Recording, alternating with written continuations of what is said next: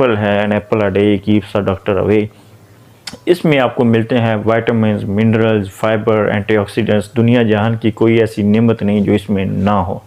और ये अगर आप एक सेब रोज़ाना खाते हैं तो आपको इससे कौन कौन से बेनिफिट्स हासिल होने वाले हैं कि आपकी डाइजेशन बूस्ट होती है, आपका निज़ाम दुरुस्त होता है, आपको कॉन्स्टिपेशन का मसला है, कब्ज़ का मसला है पुरानी से पुरानी, तो वो भी इससे रफ़ा होती है, क्योंकि इसके अंदर डाइटरी फाइबर बहुत ज़्यादा मकदार में पाया जाता है। और डाइटरी फाइबर जिसका नाम है पेक्टिन, इसके साथ साथ ये क्या काम करता है, आपकी बाउल मूवमेंट्स को रेगुलेट करता है। और ये मैंने बताया कि ये आपकी कॉन्स्टिपेशन को कम करता है। नंबर 2 पे ये आपकी क़ुव्वत मुदाफ़त में अहम रोल प्ले करता है, आपके दिफ़ाई निज़ाम को मज़बूत करता है, स्ट्रॉन्ग करता है।